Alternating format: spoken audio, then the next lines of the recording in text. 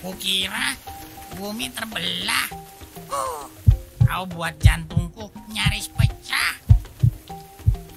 Kalau piuk, bagaimana?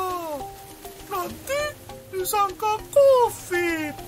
Terus, aku tak boleh kemana-mana. Kalau mangkok takut bersimbah. Ih, kau itu kepiting tapa atau manusia? Manusia. Ngaco. Buktinya, adik-adik di seantero Indonesia paham kalau aku bicara. Betul kan, pemirsa?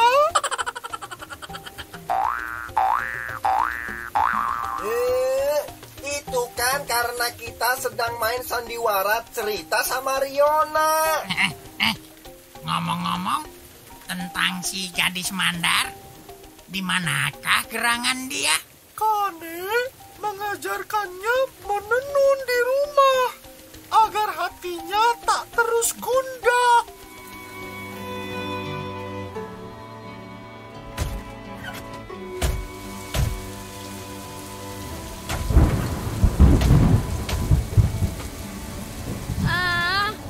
Nek, apa gunanya semua ini? Sementara Pua belum jua kembali. Hai, perempuan mandar tak cuma meratapi ayah atau suami yang ke laut pergi. Menenun cara kita tenangkan hati, sekaligus meraih tambahan rezeki. Itukah yang orang sebut sebagai falsafasi Si Bali Pari. Senang susah tak ditanggung sendiri, tapi dengan saling berbagi. Itu sebabnya perempuan mandar dikenal Sali. Kita kaum nan teguh pemberani. Tentulah tak setara para lelaki yang harus hadapi badai dan ombak tinggi. Mereka mengadu nyali, sementara perempuannya cuma di rumah menanti.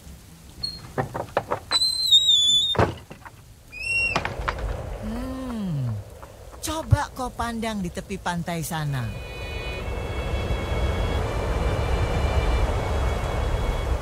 Tak kulihat satu pun makhluk kecuali si sape. Itu pohon yang batangnya merunduk. Diterpa badai ombak semalam suntuk, tak membuat tanaman itu tunduk. Walau terbungkuk-bungkuk, ia tetap setia menunjuk ke arah ufuk. Mengingatkan kita yang di rumah pada mereka yang ke laut mencari nafkah. Tumbuh di karang gersang pasir berbubuk pun tak jadikannya takluk. Malah semakin menyala-nyala kesumanya. Tuh lihat, merah di setiap pucuk. Ibarat pelita yang menerangi pengembara saat mereka kembali dari samudra. Itulah kenapa corak bunga sape menjadi kesukaan almarhum Bunda. Pohon yang orang Franka sebut flamboyan jadi lambang kesetiaan dan keteguhan. Maka setiap untai sutra yang kau tata menjadi doa kepada seantero alam semesta. Yang menjulur atas ke bawah lungsing dinamai. Hubungkan kita dengan Sang Ilahi. Dan benang yang menyilang dari kanan ke kiri dinamakan pakan, sebuah harapan agar segala makhluk hidup dalam kebersamaan. Karena itulah sarung mandar bercorak kotak-kotak, benangnya nan saling silang, membentuk pagar yang menjaga dan melindungi semua dalam kasih sayang. Aku jadi terilhami, hadiahkan tenun buat hangatkan Pua saat ia kembali nanti. Nah, begitu semangatnya. Tapi, sure apa kiranya nan cocok untuknya? Ikan seribu yang sehabis hujan penuhi sungai dan muara? Coraknya disebut sure penja. Lain lagi sure tembang. Pola ikan sarden yang kotak-kotaknya ditenun lebih renggang. Menurutku, Cuma satu nan patut buat punggawa nakoda laut. Pasti maksudmu sure gatun layar.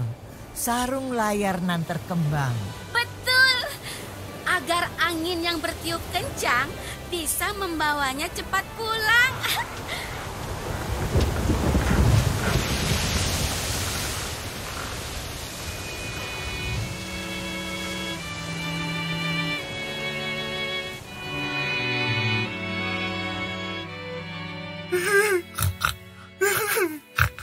Kenapa lagi kamu? Kok jadi ingusan? Beneran piye? Jadi ingat sinetron Ikatan Cinta waktu Andin kehilangan bayinya di penjara.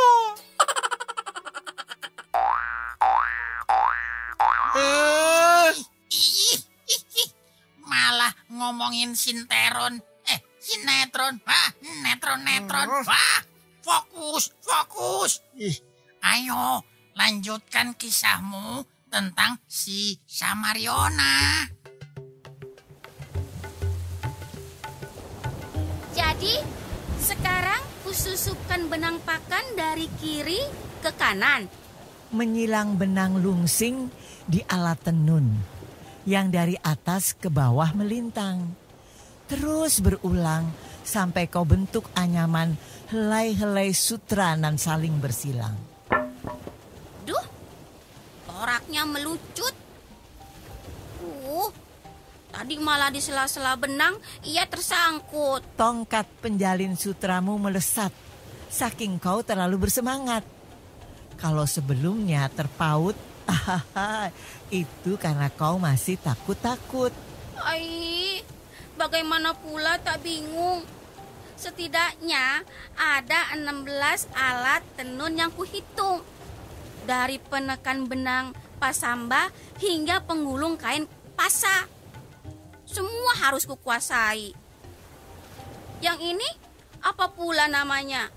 Serasi betul berat dan bentuknya nan mirip belati.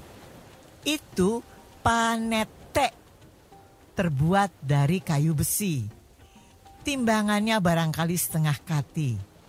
Gunanya merapatkan benang yang tadi kau anyam agar rapi dan tak kendur lagi. Luar biasa. Tak sehelai pun nan retas. Walau lembaran sutra barusan kutekan keras. Tidak ke alam hebat? Siapa menyangka air liur ulat bisa hasilkan serat nan begitu liar. Maksud kane sarung mandar nan terkenal indah benangnya berasal dari ludah Bombix Mori yang dianyamnya jadi kokon pelindung sebelum ia berubah menjadi ngengat sutra. Boleh saja kau anggap menjijikkan, tapi ia selalu jadi idaman para raja dan bangsawan. Sejak Ratu Letsu temukan caranya memanen kepompong 5.000 tahun lalu. Tuh, repotnya. Kenapa pula tak pakai jaring sikat kaula? Kan mudah. Tuh, tinggal ambil sepuasnya dari pojok langit-langit rumah. Ahai, lawa-lawa laba luar biasa buat perangkap mangsa. Tapi keindahannya tak sama. Benang hasil liur si ulat murbai bisa 1 kilometer panjangnya bila kau urai. Seratnya cocok dibuat jubah atau selendang. Karena mengusir gerah, ringan disandang. Saat diterpa terang, benangnya pantulkan aneka warna nan cemerlang. Saking tenarnya, namanya pun ditahbiskan buat rute yang dilewati karavan dagang.